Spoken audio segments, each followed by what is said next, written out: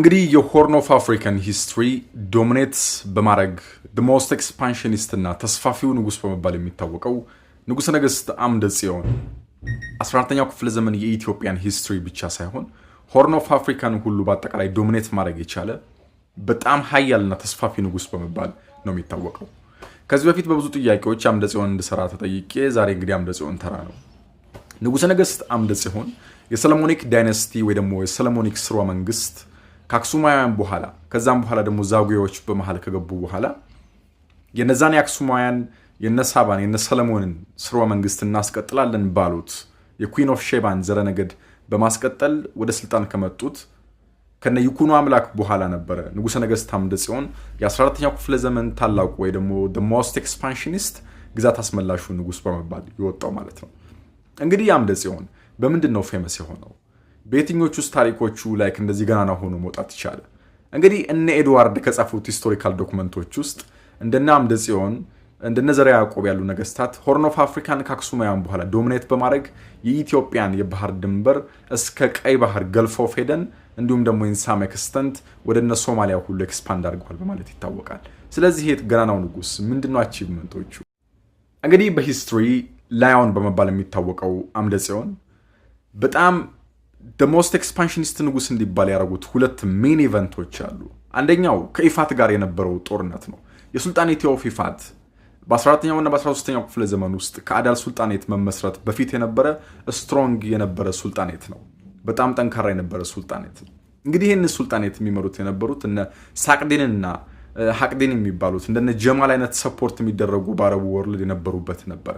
እንግዲህ እስከ ዴዘርት ኤሪያዎች ድረስ በመግባት በማሸነፍ እነሱን በማስገበር ትልቅ የሆነን ሂስትሪ በመጻፍ ነበረ ወደ ኢስተርኑ የኢትዮጵያ ግዛት ወይ ደግሞ ወደነ ገልፍ ኦፍ ኤደን ኢንሳም ኤክስተንት ወደነ ሞቃዲሾና ኢንዲያን ኦሽን ሰርጥ ድረስ የተጠጋበት ጊዜ ነው አጼ አምደ ጽዮን።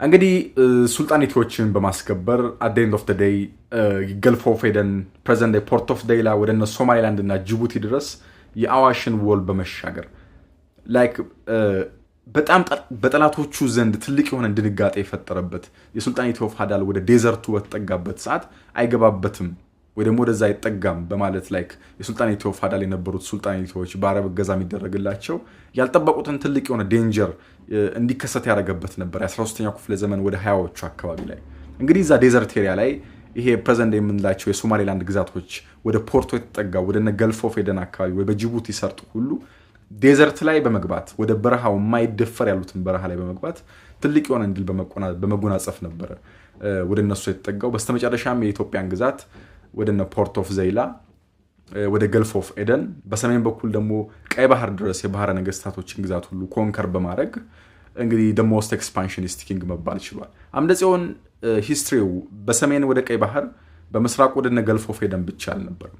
ወደ ደቡብ የተለያዩ ግዛቶች ወደነ ሀዲያ ሁሉ ወደ ሳውዝም ዲፕ በመግባት የሚታወቅ ነበር ማለት ነው። እንግዲህ የጀርመን ሂስቶሪያኖች ሲጽፉ የሆርን ኦፍ አፍሪካ የብሊትዝ ክሪጅ ተዋጊ በማለት ይጠሩታል።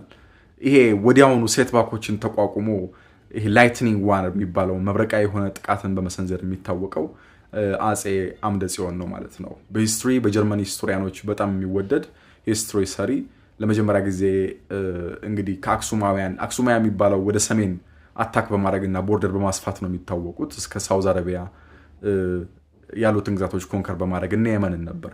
ግን ከአምደ ጽዮን በኋላ ሽፍት ያደረጉት ቤተመንግስት እንኳን ሳይኖራቸው ግዛቶችን ላይ ኮንከር በማድረግ የተጠመደው የአምደ ጽዮን ሬን የኢትዮጵያ የ14ኛው ክፍለ ዘመን ሂስትሪ ግን ቶታሊ ኮንከር ማድረግ ላይ ያተኮረው ወደ ኢስተርኑ ክፍልና ወደ ሳውዝ ዲፕ መግባት ነው።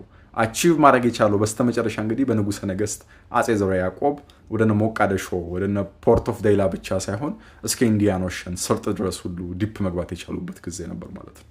ይመቻችሁ።